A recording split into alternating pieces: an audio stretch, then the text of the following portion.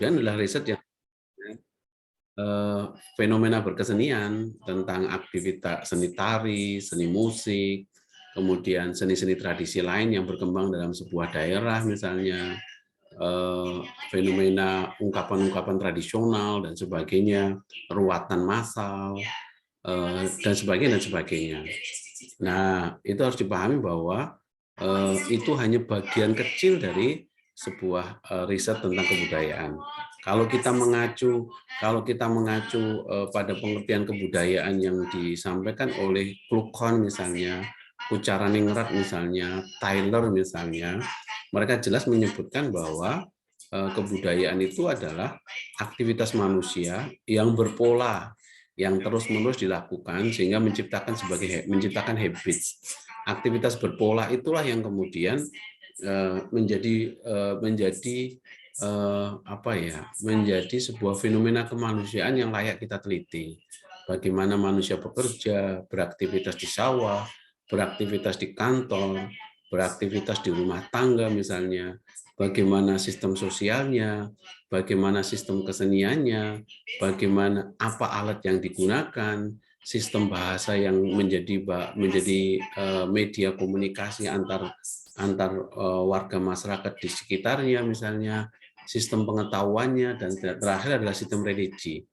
Nah, 7 unsur kebudayaan itulah menjadi objek penelitian kebudayaan yang sebenarnya bisa kita jadikan sebagai fokus, jadi lokus. Sehingga kalau teman-teman ditanya tentang apa itu kebudayaan, jawabannya langsung jelas. Semua aktivitas berpola manusia. Aktivitasnya itu berpola, bukan sporadis, bukan tiba-tiba, bukan spontanitas, tapi sebuah aktivitas yang terus-menerus sehingga dia menjadi sebuah identitas. Makanya keberpolaan orang yang di masyarakat agraris misalnya itu pasti punya pola yang berbeda dengan masyarakat industrialis atau masyarakat nelayan. Pola-pola itu kan menarik untuk diteliti. Kenapa menarik diteliti? Karena peristiwa kebudayaan itu tidak stagnan. Peristiwa kebudayaan itu selalu bersifat dinamis, tidak statis. Pertemuan dengan perkembangan teknologi modern itu pasti akan memberikan dampak yang luar biasa bagi tatanan sosial yang ada dalam masyarakat. Temuan teknologi transportasi misalnya pasti akan membuat pola hubungan antar masyarakat juga bisa berubah. Temuan teknologi otomatisasi bidang mesin digital misalnya itu pasti akan juga membuat dinamika dalam sistem sosial yang ada dalam masyarakat itu berubah. Nah, itu yang mengapa saya tadi menyebut bahwa riset kebudayaan itu adalah riset yang begitu kompleks. Nah, kalau di sini saya sebutkan penelitian kebudayaan adalah suatu penelitian yang menjadikan peristiwa kebudayaan sebagai objek telaah. Ya kan? Peristiwa kebudayaan itu adalah semua aktivitas kemanusiaan itu peristiwa kebudayaan, terutama yang berpola, yang bukan sporadis, yang akhirnya menjadi sebuah apa yang disebut dengan identity atau identitas.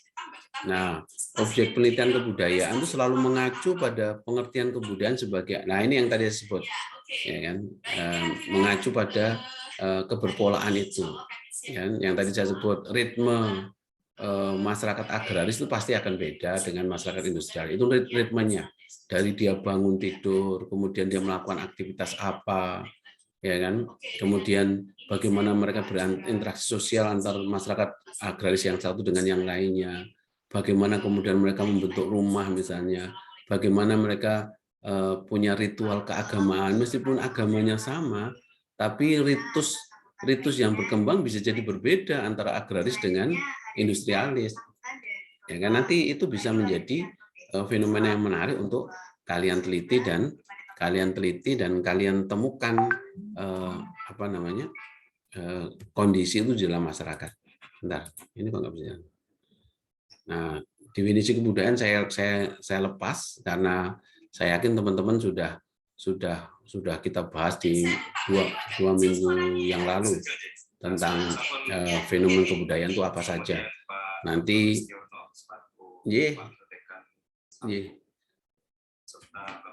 saya barengan nih, ngapain nih? Nah, ini monggo nanti teman-teman bisa melihat bagaimana pengertian kebudayaan itu begitu kompleks, tetapi semuanya tetap mengacu pada aktivitas kemanusiaan, ya kan? Kissing misalnya mengatakan kebudayaan adalah totalitas pengetahuan manusia, pengalaman yang terakumulasi dan ditransmisikan secara sosial. Maka pengertian itu menunjukkan bahwa kebudayaan bukan milik individu, tapi milik komunal, milik masyarakat sosial. Makanya kenapa ada 3 komponen dalam kebudayaan yang harus kalian ketahui. Ada individu, ada masyarakat, dan ada alam lingkungan.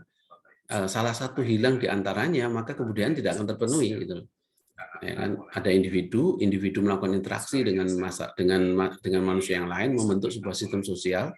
Dalam sistem sosial itu, mereka pasti punya aktivitas berpola yang sama, cara berbahasanya sama, ritual adatnya sama, aktivitas kesehariannya bisa jadi sama, dan sebagainya. Nah, kenapa mereka bisa sama? Ya karena alam lingkungan yang melingkupi hidup mereka juga memiliki kesamaan. Aktivitas adaptasi alam lingkungan yang berbeda melahirkan tantangan yang berbeda akan melahirkan proses adaptasi yang berbeda. Kalau alam lingkungannya sama, tantangannya pasti sama. Proses adaptasinya juga pasti akan sama. Nah, dalam rangka proses adaptasi untuk menjawab tantangan itulah muncul habit, ya kan? Muncul pengalaman manusia, individu itu yang kemudian kok sama ya kan? Kok akhirnya itu menjadi pengalaman bersama. Nah, kalau Kunchara Neira menyebut kebudayaan adalah keseluruhan gagasan dan karya manusia. Artinya apa? Kebudayaan tidak hanya sesuatu yang bersifat wujud-wujud fisik yang disebut dengan karya manusia, tapi gagasan, ide itu juga merupakan bagian dari wujud kebudayaan. Jangan-jangan karena cara berpikir umat manusia yang berbeda akan melahirkan sebuah sistem kebudayaan berbeda. Masyarakat yang cara berpikirnya masih mistis misalnya, masih mitos misalnya, pasti akan melahirkan fenomena kebudayaan yang berbeda dengan masyarakat yang sudah beranjak menjadi masyarakat rasional logis, ya kan? Nah, ini terjadi karena cara berpikir itu akhirnya menentukan tindakan yang dilakukan oleh umat manusia. Bahkan juga menentukan apa yang disebut dengan sistem knowledge, sistem pengetahuan. Pikiran mereka tentang kematian misalnya, pikiran orang Jawa tentang kematian misalnya, akhirnya melahirkan banyak ritus tentang kematian itu, ya kan? Jadi kalau kalian orang Jawa itu jagatnya upacara. Dari sejak dia dibuai di manusia itu ritusnya sejak dia dijanin, dari janin sampai kemudian dia lahir. Ketika lahir sampai kemudian umur berapa bulan, ada selapanan misalnya, terus menerus. Yang mana? Oh, nggak apa-apa, lawan. Tapi nanti saya jam 1 rapat UTS. Iya. Bu, kalau bisa tanya UTS-nya itu mau luring apa daring ya? Nah, itu masalahnya berat itu. Iya, kalau saya sih hybrid. Kalau luring berat kalau saya. Tapi iya. Ya, kita kembali sini. Kunchara Neira menyebut kebudayaan adalah keseluruhan gagasan dan karya manusia yang harus dibiasakan dengan belajar. Proses pembiasaannya dengan proses belajar. Pewarisan kebudayaan antar masyarakat yang satu dengan generasi sesudahnya itu dilakukan dengan proses belajar. Kata seorang filsuf di bidang kebudayaan, saya lupa namanya ya, Tyler atau siapa ya, atau Ernest Cassirer yang mengatakan bahwa kebudayaan adalah warisan yang kita terima tanpa surat wasiat itu. Ya, bahasa Jawa itu nggak bisa diwariskan dengan surat wasiat. Aku duwe basa Jawa iki kekayaan satu-satunya kekayaanku hanya bahasa Jawa. Tak wariskan ya padamu, nggak bisa. Pewarisan kebudayaan dilakukan dengan cara apa? Proses belajar, ya kan? Kenapa anak keturunan orang Jawa itu bisa berbahasa Jawa? Karena dalam praktek kehidupan kesehariannya dia belajar menggunakan bahasa Jawa dan aktif dalam interaksi dengan sesama dia menggunakan bahasa Jawa itu. Nah, kalau masyarakat orang Jawa yang kemudian hidup di Eropa tidak ada proses belajar dalam berbahasa Jawa, lambat laun tapi pasti bahasa Jawa itu juga akan mati. Nah, proses pewarisan ini bisa menjadi objek penelitian yang kalian teliti. Ya kan? Bagaimana proses pewarisan bahasa misalnya, bagaimana proses pewarisan pengetahuan, sistem knowledge yang ada dalam masyarakat. Kenapa sih masyarakat generasi sekarang dianggap seringkali tercerabut dengan akar kebudayaannya? Jangan-jangan proses pewarisannya gagal. Ada yang salah dalam proses pewarisan kebudayaan itu loh. Proses pewarisan kebudayaan itu dilakukan dengan proses belajar, kok ini justru dengan hampir tidak ada strategi kebudayaan dalam mewariskan kebudayaan itu. Nah, itu kan bisa menjadi objek penelitian yang penting. Kenapa dalam setiap dekade itu ada satu bahasa lokal itu mengalami kepunahan? Ya karena salah satunya adalah nggak ada pewarisnya, ya kan? Nggak ada pewarisnya, nggak ada sebuah upaya sistematis dalam rangka mewariskan bahasa-bahasa lokal tadi kepada generasi penerus. Nah, ini kan menarik menjadi objek penelitian kebudayaan. Nah, kalau Rafael Ragamaren, dia mengatakan bahwa kebudayaan adalah cara khas manusia beradaptasi dengan lingkungannya, cara manusia membangun alam guna memenuhi keinginan dan tujuan hidupnya, itu akan melahirkan apa yang disebut dengan fenomen kebudayaan. Dan itu disebut sebagai proses humanisasi, proses menjadikan manusia menjadi lebih manusiawi daripada sebelumnya. Maka kebudayaan dalam kesejarahannya itu selalu merupakan upaya mengevaluasi bentuk kebudayaan sebelumnya. Bentuk sekolah misalnya, kalau kalian pernah membaca sebuah sejarah, seorang sejarawan namanya Stembing kalau nggak salah, yang dia menulis pesantren madrasah sekolah. Dia melakukan riset tentang lembaga pendidikan di Indonesia, yang simpulannya dia membuat simpulan bahwa suatu saat nanti lembaga pendidikan di Indonesia akan beranjak secara gradual dari pesantren menuju madrasah, dari madrasah menuju sekolah. Maka dia berkeyakinan bahwa sekolah itu puncak dari lembaga pendidikan di Indonesia. Nah, apakah betul itu? Ternyata sampai sekarang buktinya pesantren bisa berevolusi, ya kan? Bisa tetap mendirikan madrasah, bahkan bisa melahirkan sekolah-sekolah dengan tetap ada pesantren di dalamnya. Berarti kan teorinya Stembing akhirnya bisa dievaluasi. Nah, kalian bisa melakukan riset itu, sejarah pendidikan di Indonesia terkait dengan bagaimana model-model, karena saya yakin di Indonesia itu punya produk kebudayaan khas dalam lembaga pendidikan.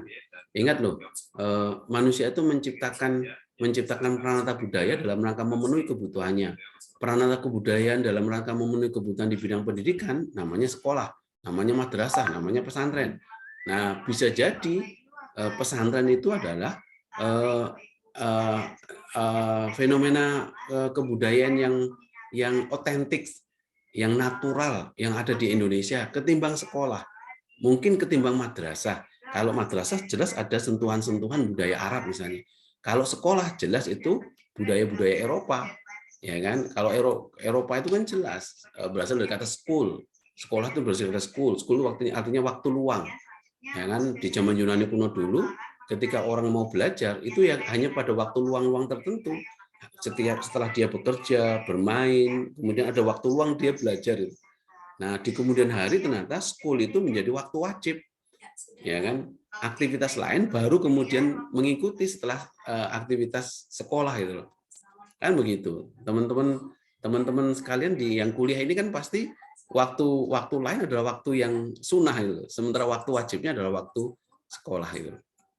Nah, itu adalah sebuah fenomen kebudayaan yang juga harus teman-teman bisa pahami. Nah, ini pengertian lain tentang kebudayaan yang saya yakin nggak usah saya bahas nanti. Kalau ini bahas jadi kuliah pengantar budaya lagi.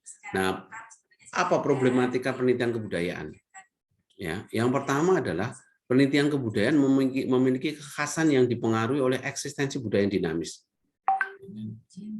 Yang tadi saya sebut karena penelitian itu sifatnya kontinum, bergerak ke depan, maka apa yang dihasilkan oleh seorang peneliti pada sebuah era, pada sebuah dekade, ketika diteliti dengan era yang berbeda, pasti akan menghasilkan sebuah konsepsi kebudayaan yang bisa berbeda. Ya karena dinamika itu tadi, ya kan? Jika dulu orang Indonesia selalu disebut sebagai masyarakat agraris, jangan-jangan suatu saat nanti fenomena itu tidak lagi menjadi sebuah identitas. Karena bisa jadi, oh ternyata Indonesia bukan agraris. Indonesia adalah negara maritim, negara bahari. Ya kan? Orde Baru saja yang menjadikan masyarakat agraris itu sebagai politik identitas untuk menyematkan bahwa kita itu masyarakat petani dengan kekayaan sumber daya yang lebih luar biasa. Karena konsentrasi kepada masyarakat agraris itulah kemudian ternyata di era Orde Baru melupakan lautan. Sehingga kita lupa bahwa lautan itu adalah sumber daya alam yang paling kaya dan paling besar yang dimiliki oleh Indonesia. Tapi karena konsentrasinya pada agraris, kita melupakan lautan. Padahal teman-teman pernah ingat kan lagu-lagu tradisional, nyanyian tradisional tentang nenek moyangku seorang pelaut? Pernah ingat nggak? Pernah dengar nggak lagu? Kenapa? Nenek moyangku seorang pelaut. Kan nggak ada nenek moyangku seorang petani itu. Apalagi nenek moyangku seorang dosen itu nggak mungkin, nggak ada. Nenek moyangku pelaut. Artinya apa? Imajinasi masyarakat tentang bagaimana luar biasanya nenek moyang kita ketika dia mengarungi lautan itu loh, ya kan? Bahkan kerajaan-kerajaan besar kita dulu ada kerajaan-kerajaan besar yang menguasai lautan. Mereka adalah pelaut hebat itu loh. Majapahit bisa menguasai Nusantara itu ya karena kekuatan armada lautnya yang begitu luar biasa. Ketika negara-negara lain tidak punya kekuatan itu, masyarakat Nusantara kita sudah punya warisan luar biasa itu. Tapi karena imajinasi tentang lautan kemudian dihapus dalam imajinasi narasi masyarakat kita, maka masyarakat kita lebih mengatakan bahwa kita tuh agraris gitu loh, ketimbang lautan itu. Maka yang terjadi apa? Lautan nggak pernah kita garap secara serius. Ya kan? Nah, ketika Presiden Jokowi maju menjadi calon presiden yang pertama dulu, dia punya dua narasi penting yang hebat. Yang satu revolusi mental, yang satu adalah poros maritim. Wah, itu kan sebenarnya imajinasi hebat. Ya kan? Imajinasi hebat tentang kekuatan kita sebagai masyarakat bahari, masyarakat maritim itu. Nah, andai kata itu kemudian kalian riset dengan cara yang mendalam, oh ada kekuatan apa dalam rentetan sejarah kita tentang kekuatan maritim itu loh, ya kan? Nah itu kan riset-riset kebudayaan penting sebenarnya, ya kan? Apalagi kemudian kalau kalian lihat, kenapa sih kita tuh masyarakat agraris, tapi kok kemudian petaninya miskin? Kita kaya akan sumber daya laut, tapi kok nelayannya miskin? Ada yang salah apa di situ? Wah, kemudian kalian melakukan riset, oh ternyata ada menggunakan teorinya Marx. Karena menggunakan teori Marx akhirnya muncullah sebuah asumsi, sebuah hipotesa bahwa ada struktur kebijakan yang tidak adil di sana itu, yang membuat kenapa petani menjadi miskin, nelayan menjadi miskin. Setiap musim tanam harga pupuk mahal, setiap musim panen harga gabah murah itu. Ya ini sekarang terjadi pada peternak-peternak kita. Coba teman-teman lihat fenomena peternak di Blitar yang kapan hari ketika Presiden Jokowi datang ke Blitar, tiba-tiba dia membentangkan spanduk. Permintaan spanduknya cuma sepele supaya Presiden membantu peternak agar harga jagung itu murah gitu loh. Ya kan? Nah, sampai dia namanya Surono kalau Anda Suroto itu kemudian dipanggil ke Jakarta, permintaannya dipenuhi, tapi sampai sekarang ternyata di Blitar harga pakan masih mahal. Nah, itu yang kenapa kemudian masyarakat peternak di Blitar itu daripada membuang hasil telur dan sebagainya, dia bagi-bagikan secara gratis. Nah itu kan, wah itu objek riset yang luar biasa, sehingga kalian menciptakan sebuah temuan penting terkait dengan persoalan muara kebijakan dari politik pertanian maupun politik kemaritiman misalnya. Nah itu yang lihat. Karakteristik penelitian budaya itu bersifat dinamis, dialektis serta holistik yang mengungkap unsur kebudayaan. Ini yang disebut dinamis itu kontinum. Dialektis itu selalu melakukan pertemuan-pertemuan dengan kebudayaan yang lain. Karena kebudayaan sebuah suku bangsa tidak hidup di sebuah ruang hampa. Dia hidup bersentuhan dengan dan berinteraksi dengan kebudayaan-kebudayaan lain. Ketika teknologi transportasi belum semaju ini, orang mungkin nggak melakukan mobilisasi sosial. Ya, ketika lapangan pekerjaan begitu luar biasa dibangun di kota-kota, mungkin orang nggak akan berpikir tentang urbanisasi itu, ya kan? Nah, karena terjadi konsep pembangunan di segala bidang, terutama di tengah-tengah kota, maka terjadi mobilisasi, ya kan? Orang desa masuk ke kota, orang Papua masuk ke Jawa misalnya, orang Jawa masuk ke Papua misalnya. Apa yang terjadi kemudian? Dialektika kebudayaan, ya kan? Terjadi pertemuan-pertemuan dalam kebudayaan itu.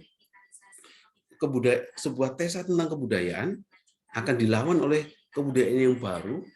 Kebudayaan baru itu menjadi sebuah sintesa yang suatu saat nanti pasti akan melahirkan sebuah terma kebudayaan yang berbeda. Itu keniscayaan sejarah yang harus dipahami, ya kan? Sehingga memahami kebudayaan tidak bisa bersifat tunggal, harus komprehensif, harus holistik, karena dia adalah fenomena kemanusiaan yang utuh itu. Makanya wajar kalau teman-teman lihat di Surabaya ada kampung Arab di Surabaya, ya kan? Kampung pecinan di Surabaya, kampung Madura di Surabaya. Apakah kampung Arab, kampung pecinan itu kemudian otentik, betul-betul berbeda? Itu bisa kalian melakukan riset. Risetnya tidak hanya riset antropologis, tapi juga riset historis. Ya, coba kalian lihat fenomena kebudayaan di kampung-kampung pecinan misalnya. Apa ciri khas yang melekat di mereka? Itu kan riset yang menarik, yang bisa kalian ungkapkan itu.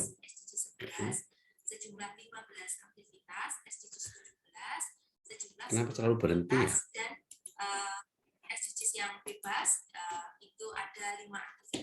Nah, penelitian kebudayaan itu merupakan refleksi dari sebuah fenomena. Refleksi itu adalah perenungan yang mendalam, bukan pelamunan yang meluas, tapi perenungan yang mendalam. Terhadap apa? Terhadap fenomena. Berarti kebudayaan itu fenomena, ya kan? Kebudayaan itu adalah sebuah peristiwa-peristiwa yang hidup berkembang dalam sebuah komunitas namanya masyarakat. Fenomena itu pasti real, pasti terjadi. Ya, karena fenomena itu real terjadi, maka penelitian kebudayaan harus dilakukan dengan cara pengamatan, dengan cara wawancara. Untuk mencari apa? Untuk mencari data. Maka kalau penelitian kebudayaan itu hanya duduk dalam sebuah kamar, mengamati fenomena dari jauh, dengan menguatkan dengan hanya membaca kepustakaan itu tidak cukup, ya kan? Library research itu hanya alat bantu, tapi semua penelitian kebudayaan karena dia berhubungan langsung dengan fenomena real yang berkembang dalam masyarakat, maka dia harus terjun ke lapangan, ya kan? Dia harus terlibat langsung dalam peristiwa-peristiwa kebudayaan di mana dia teliti. Ya, bisa nggak saya meneliti Tengger tapi hanya membaca buku-buku tentang Tengger? Bisa nggak? Halo, bisa nggak? Ya bisa, Pak. Dalam konteks tertentu bisa, kalau risetnya library research, riset kepustakaan. Tetapi dia pasti tidak akan mencoba menjelaskan fenomena secara langsung. Dia pasti hanya menjelaskan gambaran umum tentang masyarakat Tengger. Ya kan? Tapi supaya dia mendapatkan penjelasan secara langsung, maka cara mencari datanya harus dengan wawancara dan pengamatan, observasi. Dua hal itu menjadi syarat supaya orang terjun ke lapangan. Ya, saya masih ingat nanti kalau kita ketemu di salah satu metode di dalam penelitian kebudayaan yang disebut etnografi itu, bahkan di dalam penelitian etnografi riset kebudayaan itu mengharuskan seorang peneliti itu terlibat langsung, live in, hidup dengan masyarakat di mana dia teliti. Ya, waktunya cukup lama, ya kan, bisa jadi 6 bulan, 1 tahun, 2 tahun, ya kan? Seorang namanya Hefner meneliti Tengger itu 2-3 tahun di sana. Nancy Smith Hefner yang riset tentang linguistik di Tengger juga membutuhkan waktu yang sangat lama, ya kan? Ada seorang peneliti etnografi dari Swedia, seorang perempuan ini, dokter perempuan, supaya dia mendapatkan hasil riset yang sangat luar biasa di suku Asmat. Dia melakukan eksperimentasi yang sangat gila. Apa itu? Menikah dengan salah satu anak ketua adat suku Asmat. Bayangkan itu. Ada riset perempuan-perempuan Indonesia yang periset etnografis kemudian melakukan pengalaman yang seperti itu dengan menikah dengan masyarakat lokal supaya mendapatkan hasil yang mendalam itu. Itu saking luar biasanya dia menjadi totalitasnya dia jadi ilmuwan itu. Supaya apa? Supaya mendapatkan sesuatu yang bisa jadi tersembunyi dalam peristiwa kebudayaan itu. Kenapa dia harus live in? Karena peristiwa kebudayaan itu seringkali ada momentum tertentu yang tidak setiap hari ada. Peristiwa kematian misalnya kan tidak setiap hari ada, ya kan? Peristiwa orang hajatan kan tidak setiap hari ada. Ritual-ritual adat tidak setiap hari ada. Nah, dia total di masyarakat supaya ada momentum-momentum tertentu yang bisa dia dapatkan. Ya, maka pengamatannya butuh waktu yang lama. Kalau kalian riset kebudayaan di Bali cuma Sabtu Minggu datang, kemudian balik lagi ke kampus, datang lagi Sabtu Minggu atau setahun sekali, itu namanya nggak riset, tapi itu namanya rekreasi. Iya kan? Mau kemana? Ke Bali. Ngapain? Riset kebudayaan. Berapa hari? 2 hari, Pak. Kapan? 1 minggu. Itu namanya rekreasi, nggak riset itu loh. Riset itu ya totalitas di sebuah lapangan. Ciri khas penelitian kebudayaan. Latar penelitian kebudayaan biasanya spesifik, mengungkapkan permasalahan yang unik pada suatu daerah tertentu. Apa yang unik di masyarakat adat? Oh, keunikannya adalah kemampuan dia merawat tradisi, Pak. Masyarakat, coba teman-teman lihat, hampir semua komunitas masyarakat adat Nusantara sampai sekarang mereka lekat dengan lokal wisdom, kearifan lokal. Masyarakat Samin, masyarakat Tengger, Osing, masyarakat Baduy, masyarakat Dayak pedalaman misalnya. Coba lihat, mereka pasti ada sesuatu yang unik yang membedakan dengan masyarakat yang sudah berinteraksi dengan masyarakat luar gitu loh. Masyarakat Baduy dalam misalnya tidak mau ada teknologi modern masuk di sana misalnya. Dia betul-betul merawat tradisi-tradisi itu. Apakah salah? Itu sebuah pilihan kehidupan sebenarnya. Penelitian kebudayaan tidak boleh menyalahkan dan membenarkan. Penelitian kebudayaan harus menampilkan apa adanya peristiwa spesifik itu. Tidak boleh mengevaluasi. Ya kan? Makanya kenapa kemudian riset-riset kebudayaan itu membutuhkan objektivitas. Tidak boleh karena gara-gara saya orang Islam, kemudian meneliti masyarakat Hindu di Tengger, kemudian cara pandangnya dari sudut pandang keislaman saya nggak boleh. Ya, harus memaparkan peristiwa kebudayaan sebagaimana orang mengalami peristiwa kebudayaan itu. Ya. Itu yang makanya kenapa riset kebudayaan tidak boleh melakukan evaluasi. Omongkan apa adanya, tampilkan apa adanya sebuah peristiwa kebudayaan, karena setiap masyarakat punya kekhasan masing-masing yang belum tentu bisa dipahami oleh masyarakat yang lain itu. Kemudian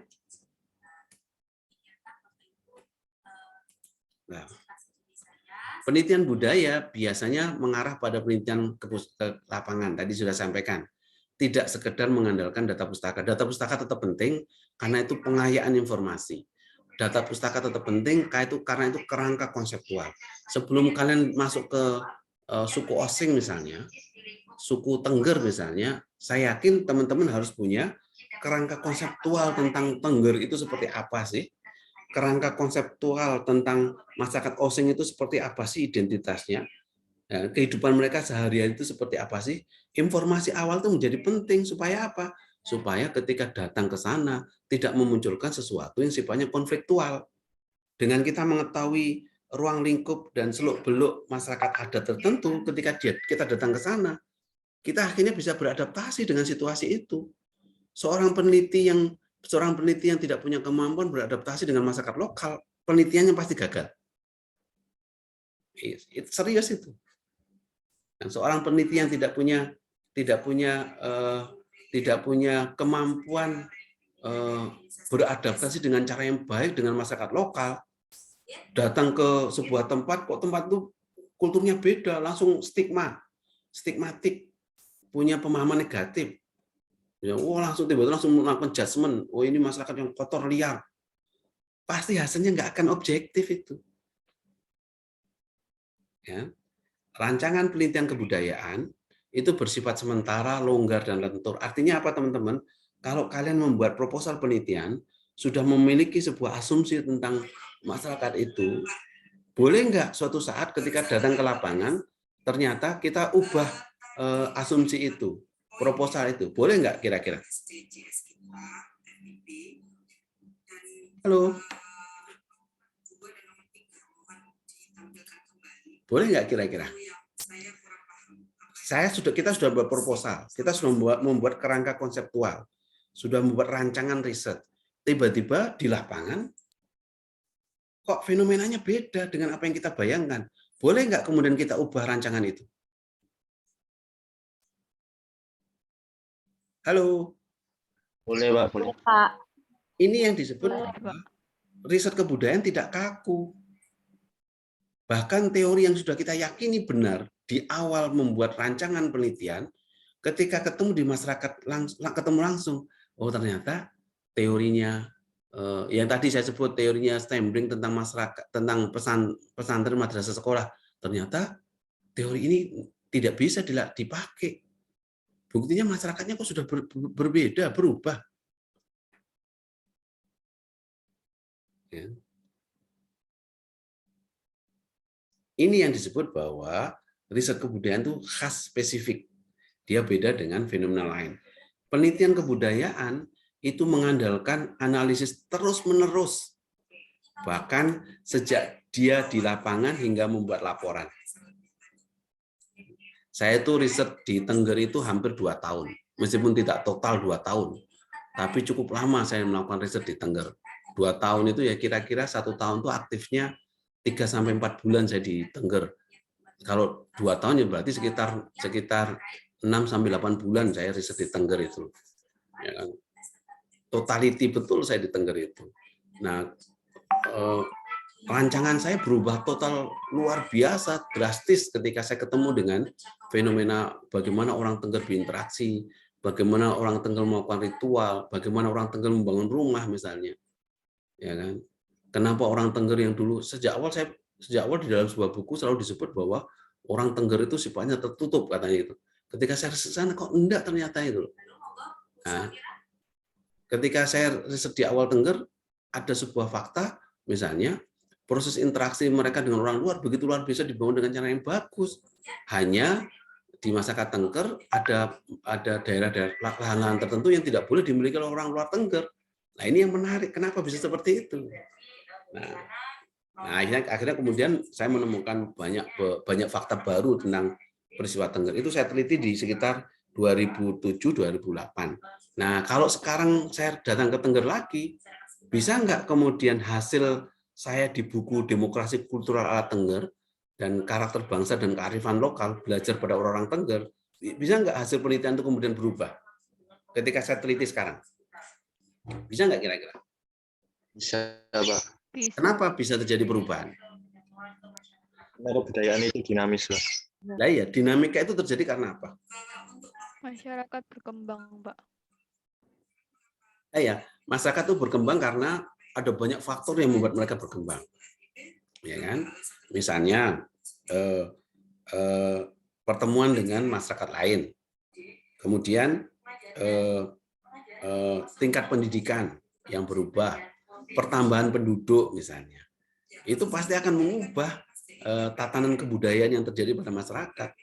Nanti di slide paling bawah saya sebutkan tentang perubahan kebudayaan seringkali banyak terjadi karena faktor ledakan jumlah penduduk misalnya. Dan karena ledakan jumlah penduduk akhirnya kan itu akan berpengaruh pada apa? Pola interaksi antar manusia. Yang kedua akan berpengaruh pada kebutuhan orang akan hunian rumah tinggal misalnya. Jika dulu rumah tinggal itu sifatnya di Surabaya saya nggak usah jauh-jauh di Tengger. Jika dulu di Surabaya itu rumah tinggal itu ada dalam kampung-kampung dengan model horizontal house. ya kan, horizontal host. Tapi karena jumlah penduduk semakin lama semakin besar, tidak hanya karena tingkat kelahiran, tapi karena mobilitas urbanisasi, banyak orang datang ke Surabaya, banyak orang bermukim di Surabaya, lahannya semakin sempit, maka konsep kampung tidak lagi bersifat horizontal house, tapi vertical house. Maka banyak apartemen-apartemen dibangun dan sebagainya itu. Banyak orang berumah di apartemen-apartemen. Suatu saat nanti konsep desa tidak lagi koloni, teritori, tapi konsep desa bisa jadi hanya satu apartemen gitu loh.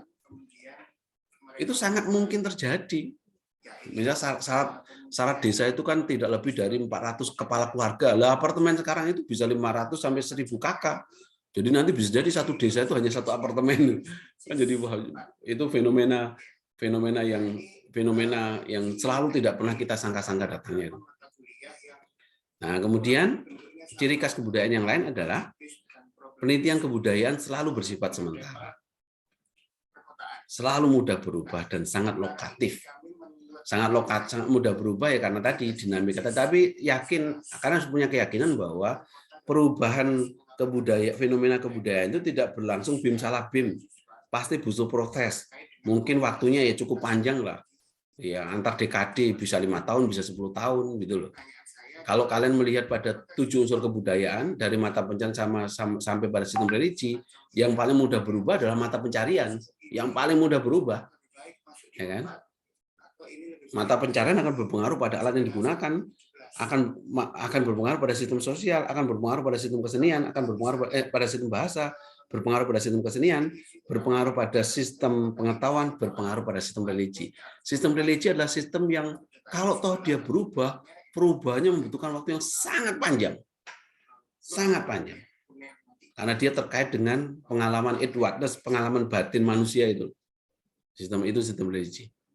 Nah, dia sifatnya sementara, mudah berubah, dan sangat lokatif.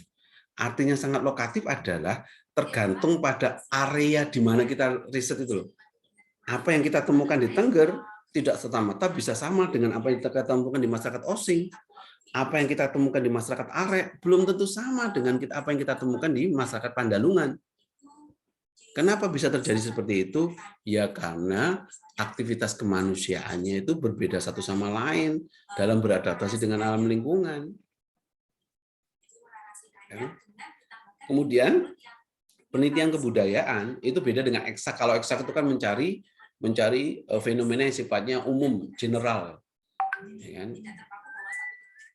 Mereka sifatnya beberapa kasus pun bisa jadi sesuatu yang sifatnya general. Tetapi kalau riset kebudayaan itu tidak mencari sesuatu yang sifatnya general, tapi transferabilitas antar fenomena, hubungan kasuistik di dalam fenomena-fenomena kebudayaan itu.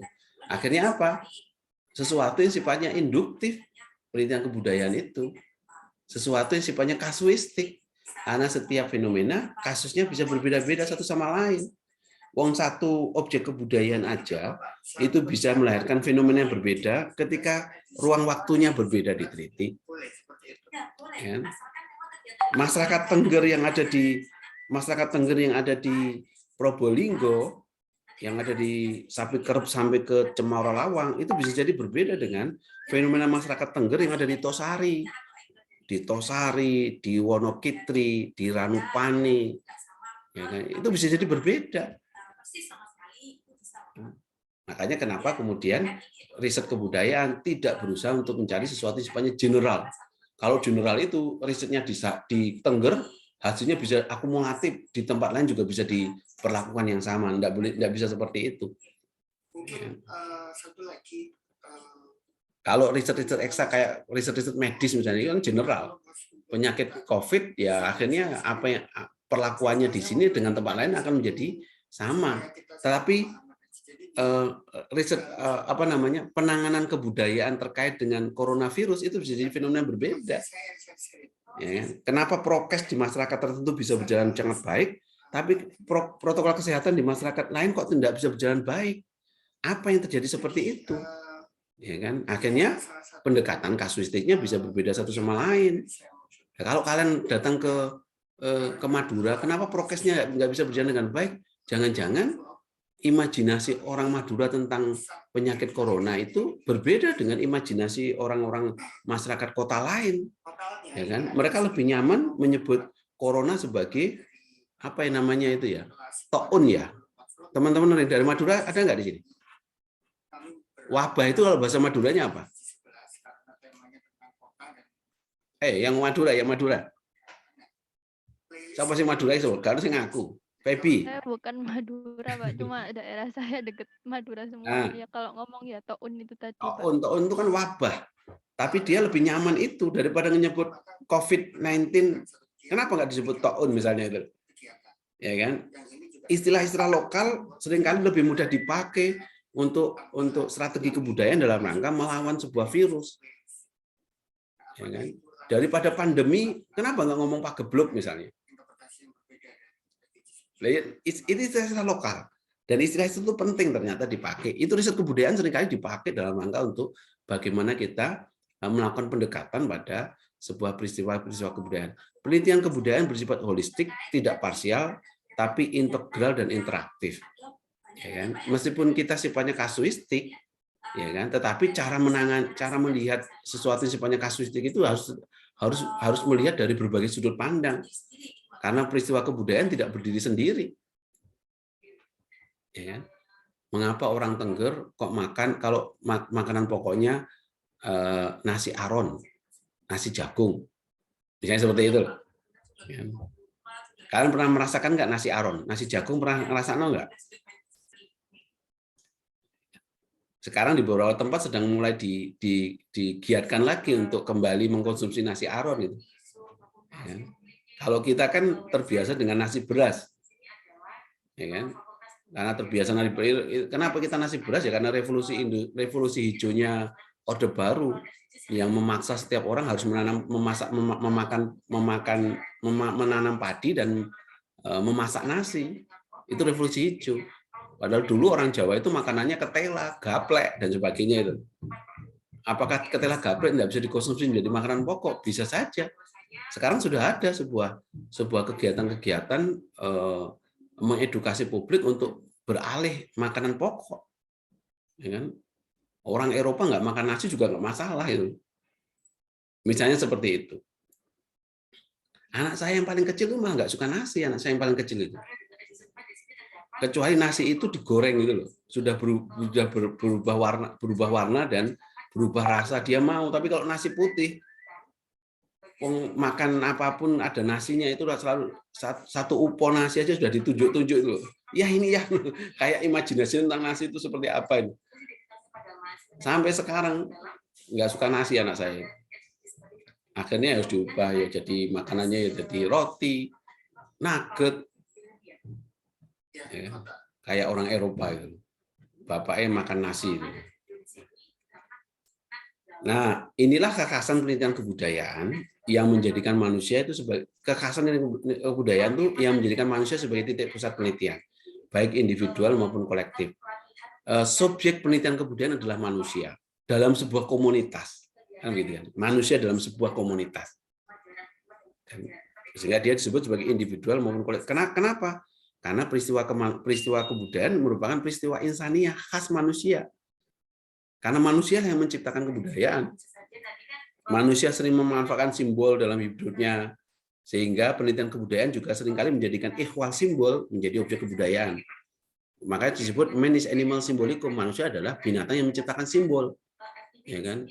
Dia punya pengetahuan tentang sesuatu, ya, maka dia imajinasikan dengan simbol-simbolnya. Hampir semua ritual-ritual adat itu penuh dengan makna simbolitas. Ya. Kenapa saya sering nyebut misalnya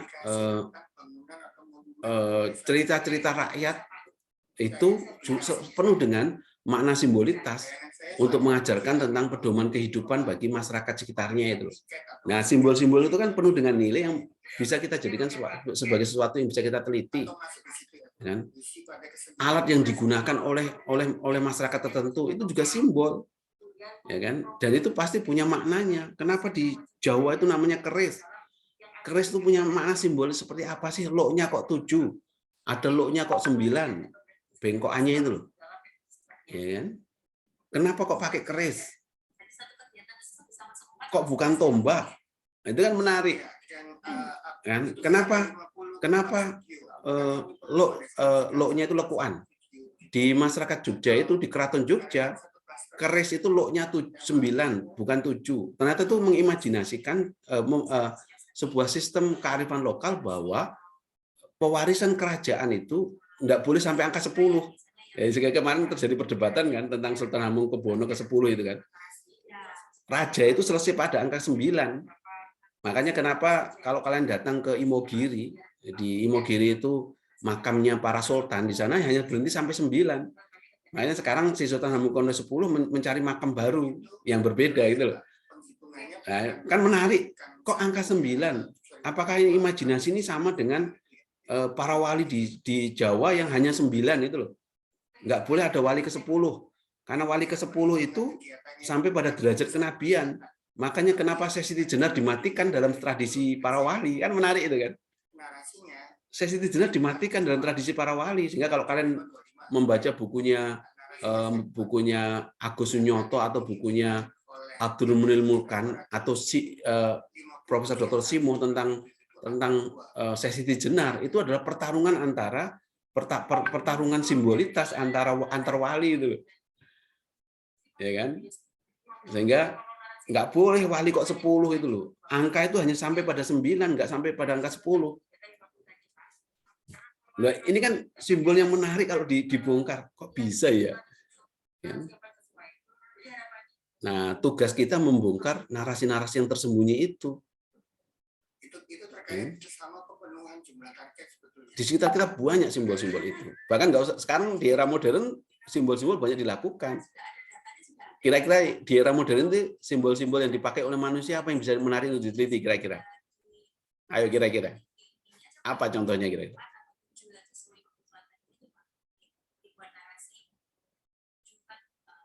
Ada nggak yang menarik untuk diteliti? Dengan teori postmodern misalnya. Apa kira-kira?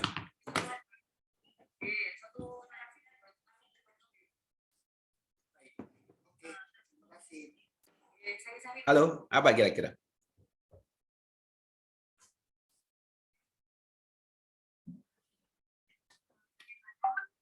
Halo.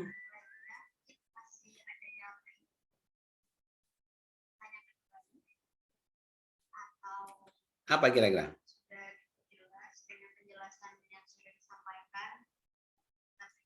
Simbol-simbol modern, kalau yang tradisional kan pasti syarat dengan nilai, tapi simbol modern biasanya ada banyak yang bisa diteliti. Bahkan teman-teman di di Jogja itu ada namanya kunci, itu lembaga namanya kunci, yang risetnya tentang culture study. Bahkan fenomena orang menggunakan jilbab ternyata itu menjadi gaya hidup yang menarik untuk diteliti. Bentuk jilbabnya ada politik identitas. Warna jilbabnya ada politik identitasnya menarik. Yang seperti itu ternyata ketika lihat orang dengan jilbab seperti ini, jubahnya seperti ini, warnanya seperti ini, langsung bisa ketemu. Oh ternyata dia identitasnya seperti ini. Itu simpel. Ya kan? Bahkan ada yang pernah ada yang iseng dalam bentuk masjid saja, orang langsung bisa menentukan, oh ini masjid NU, oh ini masjid LDII, oh ini masjid Muhammadiyah, dari atribut simbolitas yang melekat dalam masjid itu. Artinya apa? Dalam semiotika ada penanda dan petanda itu loh. Apa yang diciptakan oleh manusia itu mengimajinasikan pikiran dan pengetahuannya. Oh kalau Muhammadiyah kubahnya mustokonya, kubahnya atau mustoko itu bentuknya bulan bintang. Kalau NU, Allah, misalnya gitu loh. Coba teman-teman lihat, saksikan itu kan. Apakah seperti itu? Yang satu warnanya hijau, yang satu warnanya biru. jadi mau sampai bahkan cara dia mengawali khutbah dan mengakhiri khutbah itu orang sudah menentukan dia berafiliasi pada organisasi apa itu. Itu kan fenomena yang menarik sebagai bagian dari sistem religi. Kalau dia mengakhiri dengan dia mengawali dengan alhamdulillahi hamdan syakirin misalnya gitu. Alhamdulillahilladzi hadana li hadza misalnya itu juga ini mesti organisasinya apa. Kalau dia mengakhiri dengan billahi taufik wal hidayah nun waskolami wa mayasturun, wallahul muwafiq ila aqwamit thoriq misalnya. Oh, ternyata dia identitasnya seperti apa. Nah, ini kan menarik, ya kan? Ini ihwal simbol. Ya kan? Nah, di sekitar kita banyak simbol-simbol itu. Bahkan tempat di mana kita belanja itu menunjukkan simbolitas. Di sana itu ada citra diri. Kalau kalian menggunakan teorinya yang masyarakat konsumsi itu Zhuang Baudrillard yang menulis buku Masyarakat Konsumtif itu, yang dia mengatakan begini, pada era posmo orang membeli barang itu bukan karena nilai gunanya, tapi karena nilai fungsinya itu. Karena di balik barang yang dia beli, kegunaannya mungkin sama, tapi simbolitas yang dihadirkan dalam barang itu fungsinya berbeda. Kira-kira seperti apa sih? Kegunaannya sama, tapi simbol yang melekat di situ berbeda. Orang makan ayam di pinggiran jalan, di Cowboy Fried Chicken, pinggiran jalan tuh ayam bebek purnama. Yang ini juga menarik di masyarakat Madura itu. Semua bebek pinggir jalan tuh kalau dia Madura mesti bebek cabang purnama itu. Coba teman-teman cari itu juga kenapa purnama menjadi ikon yang luar biasa di setiap orang yang jualan bebek Madura itu. Nah, itu akan beda dengan orang yang makan di McD, di Kentucky misalnya. Karena ketika makan di McD di Kentucky tidak nilai gunanya sama. Itu basic need, tetapi di sana ada citra diri. Ya kan, ada fungsi sosial namanya harga diri, martabat dan sebagainya itu. Berarti simbolitasnya terbangun di sana itu loh. Ya kan? Ini yang oleh Zhuang Baudrillard disebut sebagai prosumer, mengonsumsi barang tapi memproduksi gaya hidup. Ya kan? Barangnya dikonsumsi tapi gaya hidupnya diproduksi. Dengan cara apa? Dia makan di mana-mana, itu seleranya selera estetika. Apa yang dibangun kemudian dari makanan itu? Gaya hidup. Ya kan? Apa yang diproduksi? Selfie. Wah, foto di mana-mana, makan di sebuah tempat, makanannya belakangan, selfie-nya yang lebih penting. Kan begitu kan? Itu yang disebut dengan prosumer, mengonsumsi barang tapi memproduksi gaya hidup. Masyarakat sekarang adalah memasuki era itu. Sehingga selera makanan tidak lagi menjadi selera basic need, tapi selera estetika. Estetika tentang kehidupan itu. Makanya sekarang kan ada namanya destinasi wisata kuliner. Dulu nggak ada kuliner kok jadi destinasi wisata itu. Tapi sekarang itu destinasi wisata. Sehingga orang Jogja datang ke Surabaya, aduh golek apa? Lontong balap. Gitu. Orang Jakarta datang ke Surabaya jauh-jauh hanya mencari apa? Lontong kupang. Di sana nggak ada. Ya. Padahal orang Surabaya itu makanan setiap hari itu loh. Orang Surabaya datang ke Jogja, cari apa? Gudeg, mangut lele, Mbah Mangun. Cari angkringan. Itu namanya destinasi wisata, karena di sana ada gaya hidup. Ya kan? Saya itu kalau kemana-mana yang tak golek ya memang kuliner. Meskipun anak-anak saya mesti marah, neng diri sendiri golek mesti berpanganan aja gitu. Saya kalau ke Trawas, ke Pacet, cari rawon Damblang dekat Villa Cahaya itu. Wah, itu kan rawonnya enak sekali itu. Yang dulu satu porsi 30, sekarang satu porsi 70. Saya bilang kalau sampean datang ke Sidoarjo, ini bisa mengalahkan rawon Gajah Mada gitu. Rawon Majapahit. Kalau datang ke Surabaya ini bisa mengalahkan rawon setan, saya bilang itu. Dia mengatakan, saya tak sadar mau mawon di sini saja, Pak. Nah, coba kalian riset tentang wisata kulinari, sejarah kulinari misalnya. Nah, itu kan riset yang luar biasa. Unik. Kalau saya cuma nyarankan sama teman-teman, nggak usah terlalu banyak berorientasi pada grand narasi besar, demokrasi, keadilan, maritim, ekonomi kota. Tapi coba sekali-kali lokal narasi lokal, narasi kecil. Lebih baik menjadi macan di narasi kecil itu ketimbang jadi tikus di narasi besar. Paham maksud saya nggak? Paham maksud saya nggak kira-kira dengan bahasa itu? Lebih baik jadi macan di narasi kecil yang semua orang nggak ada yang paham, kalian paham di situ unik, ketimbang kalian menjadi tikus di narasi besar. Karena yang lain sudah banyak melimpah dan lebih menguasai itu loh. Tiba-tiba kalian fokus total di kulinari, fokus total di gaya hidup, fokus total di seni tradisi. Lokalkan narasi itu menjadi penting. Nah, dengan demikian, karakteristik penelitian budaya itu harus berkonteks lapangan. Lapangan itu artinya ya, lapangan itu artinya apa? Ayo, lapangan itu, konteks lapangan itu artinya apa?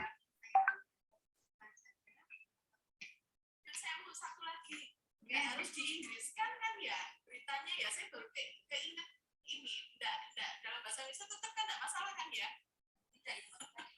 Tidak bahasa Indonesia. Halo. Karena untuk bahasa itu hanya kita tidak apa-apa. Konteks lapangan itu maksudnya apa? Sesuai fakta di lapangan. Iya, artinya kita harus ngapain? Lapangan itu objek yang disebut dengan konteks lapangan dan penelitian kebudayaan itu di mana? Masyarakatnya, Pak. Kita harus terjun di dalam masyarakat itu sendiri. Lapangan penelitian kebudayaan ya masyarakat itu loh, komunitas itu loh. Ya kan? Masyarakat sosial yang ada di sekitar kita itu objek penelitian kebudayaan. Oke, di sini ada komentar. Jadi lapangan itu guru ilmu pengetahuan yang pantas diikuti. Logikanya begini teman-teman sekalian. Semakin banyak kita berinteraksi dengan fenomena real di lapangan, semakin kaya kita akan informasi-informasi kebudayaan. Ya. Maka banyak-banyaklah selalu berinteraksi dengan fenomena masyarakat di sekitarnya. Di situ kalian pasti akan ketemu objek penelitian kebudayaan. Kalau hanya berdiam dalam sebuah rumah, sukses teman-teman. Saya pamitan dulu.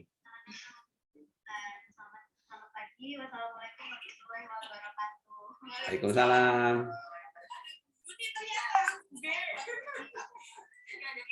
Saya menjadi pendengar yang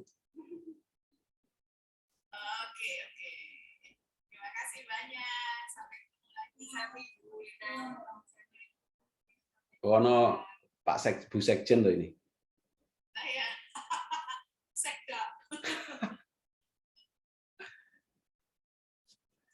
Nah, maka saya membayangkan gini loh. Di Indonesia itu kan ada lebih dari 700 suku bangsa, 17.000 pulau. Logikanya itu kan lapangan yang luar biasa untuk riset kebudayaan. Harusnya ini evaluasi pada diri saya sendiri. Harusnya profesor kebudayaan di Indonesia itu melimpah ruah. Mengapa? Peneliti kebudayaan Indonesia harusnya melimpah ruah. Ya karena kita punya objek kajian yang begitu luar biasa banyak.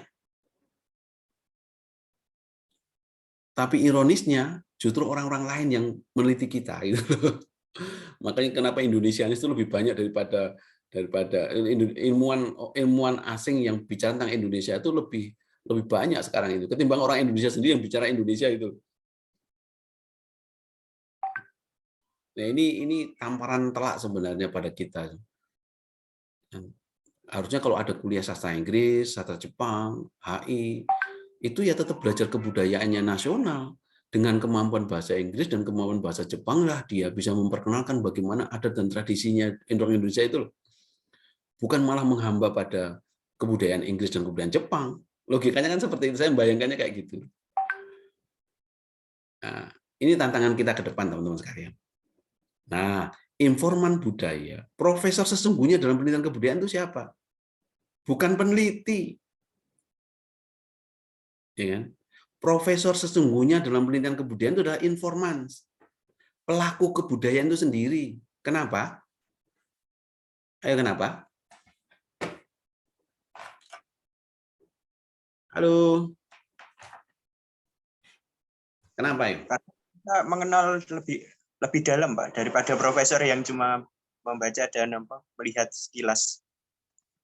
Iya, karena dia sebenarnya lebih paham tentang peristiwa kebudayaan itu ketimbang kita sebagai peneliti. Oh, dia pelakunya. Ya kan? Orang lain kan mengambil jarak dan melihat dari jauh. Dia tidak punya pengalaman batin yang sama. Ya, meskipun saya di Tengger, saya pernah ikut upacara Kasodo, ya kan? Di sana ada rekrutmen dukun. Dukun adat Tengger yang harus menghafal mantra-mantra Tengger yang luar biasa banyak dengan bahasa-bahasa yang sangat sulit, ya kan? Meskipun saya ikut ritusnya, misalnya ritus di pura di tengah lautan pasir itu pada malam yang begitu dingin, ya kan? Tapi saya hanya sebagai partisipan. Saya bukan informan karena mereka lah yang paham betul. Makanya kan dulu saya hampir setiap tahun datang ke Kasodo untuk lihat fenomena, tapi karena 2-3 tahun ini saya nggak datang gara-gara pandemi itu. Rasanya kok kangen saya dengan Tengger. Ayo datang ke sana yuk. PKL ke sana yuk. PPTK datang ke sana kira-kira mau nggak ya? Ada itu Pak, kegiatan Eksotika Bromo itu tanggal 6 sampai tanggal 7 November. Mungkin Oh, barangkali kalian. ayo ke sana Pak yuk. Ke sana ayo ke sana dah. Boleh. Tidak wajib sih, tapi kalau ke sana kan menarik ke sana nanti. Nanti nginepnya kita bisa di Cemoro Lawang di rumahnya teman saya. Cuma dulu waktu saya PKL membawa beberapa mahasiswa itu kan sungkan karena mereka nggak mau dibayar. Cuma sungkan karena puluhan mahasiswa hanya makannya aja harus cari, tapi kan nggak enak ya. Nah, nanti kalau ke sana biar nanti saya coba hubungi untuk penginapan, saya yang mencoba mengkomunikasikan, tapi transportasi dan sebagainya, makan dan sebagainya kalian, gitu gimana ya? Kalau mau lo ya, PPTK lo ya, kita rencanakan. Mudah-mudahan itu sudah PPKM-nya sudah levelnya sudah level 0. Gitu loh. Kan tetap boleh, dia sudah buka. Kemarin juga ada festival musik jazz ya di Bromo kemarin, beberapa minggu yang lalu. Yang biasanya oleh siapa namanya? Jaduk Ferianto, kakak adiknya Budat itu. Ya, jika mau ayo nanti kita kita rencanakan lah. Nggak harus banyak lah. Ini berapa mahasiswa PPTK berapa orang? 40-an ya? 40-an, 20 orang sudah cukup kalau kalian mau jalan-jalan ke sana. Saya juga lama nggak ke sana itu. Saya punya beberapa keluarga sosiologis, bukan keluarga biologis, yang hampir setiap tahun dia ke rumah bawa kentang, bawa sawi, itu rasanya kalau setiap panen bawa kentang itu rasanya saya bagi-bagi ke tetangga-tangga itu. Mereka itu bersaudara dengan sepenuh hati, bersaudara secara substantif bukan administratif itu. Jadi rasanya nyaman ya dengan mereka. Ketika mereka ada hajatan, nyunatkan anaknya sunatan itu, pestanya 7 hari 7 malam. Saya pernah ke sana 7 hari 7 malam, hanya untuk pesta itu loh. Setiap hari makan makanan enak itu. Saya tanya, kira-kira habis berapa ini Mas? 350 juta, jeglek saya, 350 juta itu. Itu kalau saya tak gawe kampus Mas aku. Gawe kampus UNER cabang kalau ada ABC, saya buat kampus cabang UNER ya, kampus D ya. Tapi mereka hebat, mereka memang ini pola bagaimana mereka panen, kemudian menyisihkan hasil panen, satu untuk kebutuhan sehari-hari, satu untuk sekolah, satu untuk ritual adat, mereka selalu menyisihkan itu loh. Dan itu sudah berarti kan sebenarnya mereka punya tradisi investasi yang luar biasa tuh. Yang sudah membagi-bagi, mereka sudah melakukan manajemen keuangan yang luar biasa itu. Makanya ketika Bromo itu terjadi erupsi Bromo itu, mereka tetap bertahan di sana dengan tanpa minta bantuan apapun itu loh. Meskipun pemerintah menyediakan fasilitas untuk pengungsi di SMP 1 Sukapura, hampir nggak ada yang menggunakan. Kalian pernah lihat orang-orang Tengger Bromo ada di jalanan kemudian ngamen minta bantuan karena korban erupsi itu? Pernah nggak? Ya hampir nggak ada karena memang mereka sudah established gitu dalam konteks bagaimana mereka penyangga ekonomi mereka sudah sangat stabil. Produksi mereka di lahan tegalan pertanian, perkebunan mereka sudah sangat hebat. Ya. Karena saya kalau ke sana mesti kangen, rasanya pengen lagi ke sana. Tapi nggak naik ke kalau naik penanjaannya kan karena dingin, apalagi naik ke Kawah Bromonya itu sudah bosen saya. Lebih baik ke Tegalan saya. Dulu saya pengen, andai kata di sini ada destinasi wisata kuliner, satu paket wisata alam, ya kan? Bagaimana orang luar Tengger itu diajak bareng ke Tegalan, di sana kemudian masak bareng, makan bareng khas kuliner Tengger, wah itu kan rasanya itu pengalaman destinasi wisata yang sangat disukai oleh orang kota itu. Ya. Nah, oke lah nanti kapan-kapan atau kalian membuat dana hibah desa yang 30 juta itu loh di pengembangan destinasi wisata berbasis kuliner di Tengger misalnya. Coba kalian buat itu. Ya kan untuk tahun depan lah.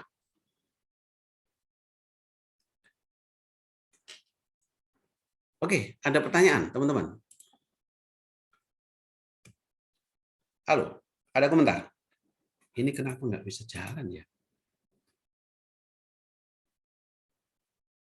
Objek penelitian kebudayaan. Ini ada macam-macam objek penelitian kebudayaan. Ada budaya material, ada budaya non-material. Ada budaya fisik, ada nilai, ada value. Ada budaya tak berbentuk ya. Yang di pemajuan kebudayaan itu namanya apa? Tak berwujud kalau nggak salah itu. Ada budaya tradisi, ada budaya kontemporer. Ini objek penelitian kita. Ya kan? Budaya material adalah aktivitas yang memang bisa kita lihat, kita saksikan. Produk-produk kebudayaan yang memang sudah terbentuk itu budaya material. Ada juga budaya non material, misalnya pergeseran nilai kehidupan orang Jawa misalnya, ya kan? Dari komunalitas menjadi individualitas. Indikatornya apa? Salah satunya terkait dengan lemahnya budaya gotong royong. Orang Jawa kalau hajatan dulu mereka sibuk, sekarang catering, misalnya seperti itu kan? Jangan-jangan itu menjadi salah satu bukti bahwa ada tata nilai yang sudah berubah dalam masyarakat kita. Itu budaya non material seperti itu.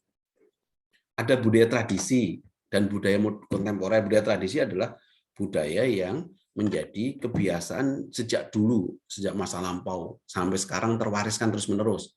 Sehingga festival dolanan tradisional itu kan menjadi imajinasi bahwa karena sekarang sudah banyak orang meninggalkan itu, maka ketika ada komunitas komunitas masyarakat yang tiba-tiba membuat komunitas pecinta dolanan tradisional itu kemudian dihargai oleh banyak, wah dia nguri-nguri kebudayaan, dia hebat dan sebagainya. Padahal itu adalah fenomena permainan yang memang dulu menjadi bagian ritus kesehari-hari itu loh. Tapi karena semakin lama semakin langka, maka akhirnya kemudian orang menganggap bahwa kalau ada masyarakat tertentu yang mewarisi tradisi, merawat itu dianggap sebagai masyarakat yang luar biasa. Nguri-nguri kebudayaan. Itu yang bahkan kemudian diteliti oleh banyak orang. Kalau kalian datang ke Baduy, ke Tengger, ke Osing, itu banyak peneliti-peneliti asing ke sana itu. Kalau budaya kontemporer adalah budaya yang hidup pada ruang-ruang kekinian. Gaya hidup itu bisa menjadi representasi masyarakat tradisi, bisa jadi representasi masyarakat modern, gaya hidup itu. Mall itu bisa jadi cara orang belanja di mall itu bisa jadi adalah itu tradisi budaya kontemporer. Tradisi belanja di mall sekarang diganti dengan tradisi belanja online, ya kan? Misalnya seperti itu. Orang ke mall itu apakah belanja? Belum tentu. Ternyata di sana window shopping. Tahu window shopping kan? Melaku-melaku tok. Karena di mall itu Neng Surabaya, kenapa orang pengen masuk mall? Dingin suasananya itu loh. Adem, ndelok klambi-klambi, meskipun ratuku, tapi itu namanya window shopping. Tapi di sisi yang lain, mall itu tidak hanya window shopping, tapi one stop shopping. Ya kan? Kalian bisa belanja di mall itu sampai batas kemampuan uang Anda habis di dompet. Tapi mall masih menyediakan fasilitas lain, namanya kartu kredit. Nah, itu kan. Jadi itu one stop shopping itu. Nah, coba kalian itu juga bisa dijadikan riset itu. budaya tradisi dan budaya kontemporer. Kemudian ada lagi objek penelitian kebudayaan. Ada mengacu pada 3 wujud kebudayaan. Ada wujud idea, wujud aktivitas, wujud fisik. Dalam konteks ini, maka ini semua fenomena kemanusiaan. Karena ini adalah fenomena kemanusiaan, maka nggak ada satupun aktivitas kemanusiaan yang tidak bisa dijadikan objek penelitian. Justru manusia itu semakin lama semakin unik. Dalam sebuah komunitas besar pun ada namanya subkultur, kan begitu kan? Gus Dur pernah menyebut dalam komunitas masyarakat Islam di Nusantara ada subkultur namanya pesantren. Pesantren itu subkultur di tengah kultur besar masyarakat santri misalnya. Nah, mungkin di kita ada subkultur lain namanya budaya jalanan atau budaya alternatif. Dan banyak berserakan di masyarakat are itu, subkultur itu. Jangan-jangan fenomena orang Indonesia yang sangat mencintai budaya Jepang itu apa? Yang menggunakan baju-baju Harajuku style ya. Harajuku style atau cosplay ya. Atau cosplay itu jangan-jangan subkulturnya masyarakat kosmopolitan itu loh. Ya kan? Atau jangan-jangan ada lagi di tengah masyarakat kota yang begitu modern tiba-tiba ada komunitas pecinta-pecinta tradisi yang menggunakan sepeda ontel. Setiap 1 minggu mereka naik sepeda ontel. Kalau orang Yojo menyebut sebagai pit kebo, pit ontel. Kalau yang Surabaya sepeda ontel, sepeda apa itu? Yang sepeda yang klasik itu. Mereka bersepeda setiap 1 minggu, pakai pakaian tradisi Jawa, pakai blangkon gitu kan, sambil membunyikan klining. Nah, dalam bahasa kebudayaan namanya itu revivalisme, bukan revitalisme. Kalau revitalisme itu menjadikan sesuatu yang tidak penting menjadi penting, tapi kalau revivalisme mencoba menjadikan sesuatu yang dulu pernah menjadi sebuah tradisi, mati, kemudian dimunculkan kembali tradisi itu. Namanya revivalisme. Dari masyarakat kota sekarang banyak revivalisme itu. Orang yang sangat kaya, karena sudah jenuh dengan rumah yang modelnya homogen, tiba-tiba mereka beli rumah yang berbahan kayu jati sehingga membuat joglo ketimbang membuat rumah bertingkat misalnya. Nah, itu revivalisme itu. Saya punya teman di Sidoarjo itu mendirikan komunitas metafisika Nusantara atau apa itu, yang setiap hari dolanannya ke ritus-ritus candi-candi yang dianggap peninggalan masa lampau itu loh, dan mesti cari keris-keris unik gitu loh. Dia nyebut sebagai komunitas metafisika Nusantara, padahal dia pegawai negeri, orangnya rasional sekali, tapi dia sangat suka melakukan itu. Di rumahnya penuh sesak dengan keris itu. Padahal kalau kita tidur di sebuah kamar ada keris dan tombak, imajinasi kita mesti mistik, itu kan ya. Tidur kok di situ ada keris dan ada bunga-bunganya, wah rasanya kok auranya kok ya positif ya negatif itu. Ada juga penelitian kebudayaan itu mengacu pada 7 unsur kebudayaan. Masih ingat kan 7 unsur kebudayaan ya? Yang kalian harus hafal 7 unsur kebudayaan itu. Mengacu pada pranata budaya.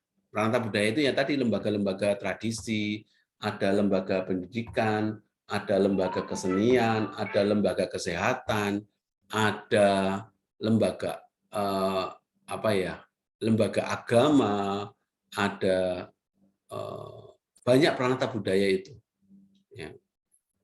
Pranata budaya dalam rangka orang menyalurkan hasrat seksual misalnya, maka manusia menciptakan pranata budaya yang disebut dengan keluarga. Ya kan? Keluarga, maka sistem kekeluargaan yang ada di masyarakat tertentu bisa jadi berbeda satu sama lain. Sistem pernikahan sama-sama mencoba mengesahkan sebuah hasrat seksual supaya menjadi sesuatu yang suci, tapi pernikahan antar budaya yang satu dengan yang lain itu bisa berbeda. Nah, itu kan objek penelitian kebudayaan. Cara menikah, sistem pernikahan orang Solo dengan orang Madura, atribut pernikahannya beda. Orang Solo, Jogja karena Mataraman, karena basis keraton, karena ada akulturasi dengan tradisi agama misalnya, maka banyak ornamen-ornamen upacara dengan penyebutan akulturasi budaya. Kenapa ada terop? mungkin saya pernah cerita ya, kenapa orang Jawa kalau nikah ada terop, ya kan? Terop kalau di Surabaya itu kan seperti tenda ya, Surabaya. Tapi kalau terop di Yogyakarta kan bukan itu. Terop itu semua ornamen pernikahan itu terop.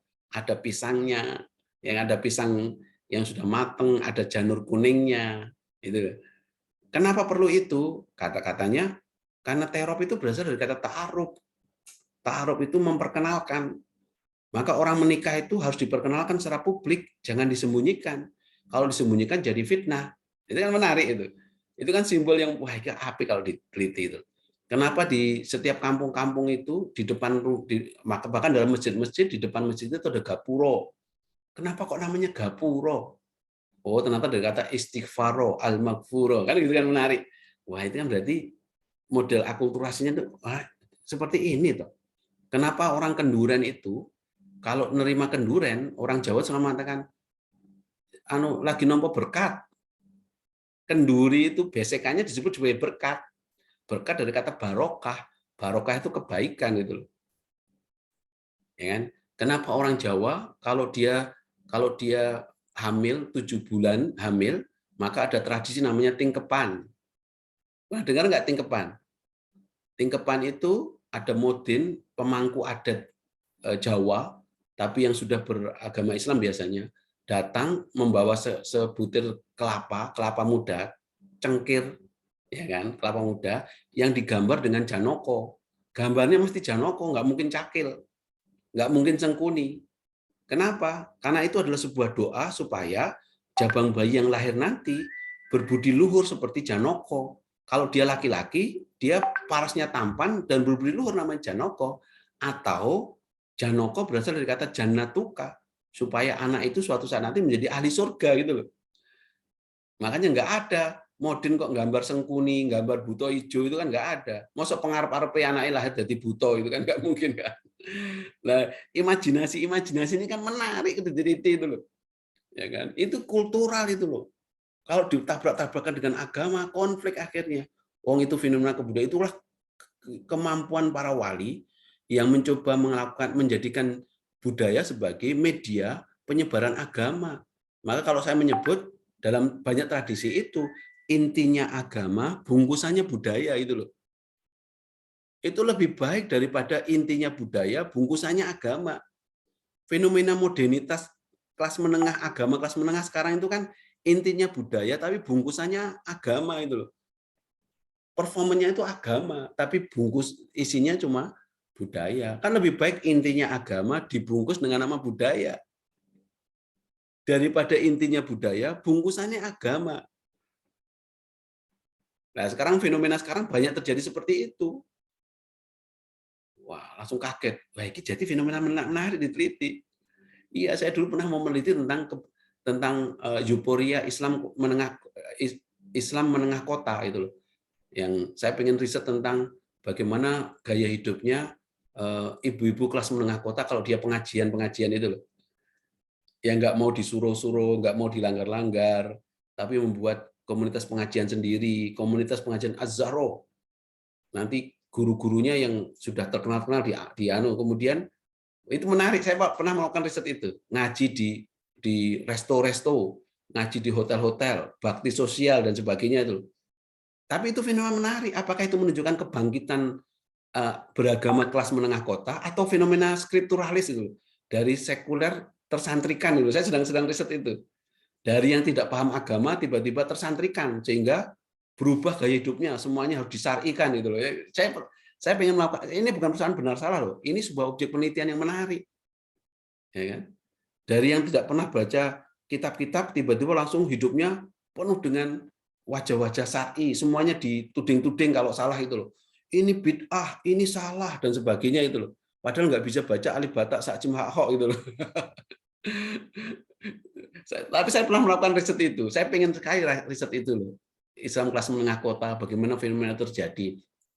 Apakah itu adalah cermin dari sebuah kebangkitan beragama atau cermin dari populisme agama dan skripturalisasi. Nah, itu tugas kalian melakukan riset itu. Akan menarik ini objek itu. Kalau masyarakat Islam kampung dulu kan kalau ngaji ya punya kiai, rutin, ngaji kitabnya rutin ya, Bulughul Maram dintekno sampai selesai. Kemudian ngaji Sapinah dintekno sampai selesai. Setelah semuanya proses itu selesai baru ngaji Bukhari Muslim. Ya kan, sing halal haram misal. Baru ngaji Ihya Ulumuddin sing sudah penjernihan hati, baru ngaji Alfiyah. Lah iki ndak lagi ngaji Alif Bata sak cimao langsung ngaji Bukhari Muslim. Apa yang terjadi? Skripturalis, jeglek itu. Tahu jeglek enggak? Tahu jeglek enggak? Jeglek itu kayak listrik kabotan beban itu loh. Ini guyonan saya, tapi kemudian banyak orang marah. Pak Alis itu terlalu seudon pada kebangkitan. Saya nggak seudon, tapi ini menarik, saya teliti itu. Tapi kan prasangkanya, saya nggak prasangka. Ini yang saya dulu cerita di kampung, di perumahan saya, gara-gara saya ngadakan 17-an, karena kehabisan dana, tiba-tiba saya buat kupon untuk nyumbang dana. Siapa beli kupon? Wah, tiba-tiba dia nggak mau beli kupon. Kenapa? Haram, Pak. Kenapa Bapak sebagai orang yang tahu agama memperbolehkan masyarakat membeli kupon? Saya tetap nyumbang saja, Pak, tapi nggak mau beli kupon itu. Jawaban saya, Bu, sampean beragama kok abote kok yang ini toh, Bu, aku. Kaboten, Bu. Tapi ya sudah lah, itu keyakinan. Keyakinan kan memang nggak bisa dipaksa namanya. Nah, ini objeknya, wujud kebudayaan, monggo teman-teman bisa cari kemana-mana. Unsur kebudayaan ini, 7 unsur kebudayaan, alat yang digunakan, mata pencarian, sampai pada sistem religi. Peranata budaya, ini peranata budaya, contoh peranata budaya. Nah, ini kan banyak objek penelitian kebudayaan. Oke, teman-teman, ada komentar. Minggu depan saya mau ngomong tentang paradigma penelitian kebudayaan, etik dan emix plus teknik membuat proposal. Kalian bisa buka di Hebat e-learning, di situ ada penugasan membuat kelompok yang nanti bisa kita diskusikan bersama. Oke, teman-teman? Ada komentar? Saya, Pak, izin bertanya, Pak. Mak Rizky Dwiandra. Iya. Saya izin bertanya. Waktu itu kan kalau nggak salah kelompok itu kan 5 orang ya, Pak. Tapi Ya. saya lihat Sekarang 3 ya? 3 orang, Pak. Oh ya udah, maunya berapa orang? 5 aja, Pak, kalau bisa, Pak. Oh iya, cuma diubah 5 kan bisa. Nanti tak ubah 5. Oke, makasih, Pak. Ya, kenapa suka 5 sih? Kenapa? Karena kebetulan saya udah buat kelompok 5 orang, Pak. Oh, sip. Itu. Cuma nanti kan kalau nanti ke PKM hanya 3 orang. Oke, nggak apa-apa, 5 orang ya. Iya, Pak, baik, Pak. Sip. Ada lagi?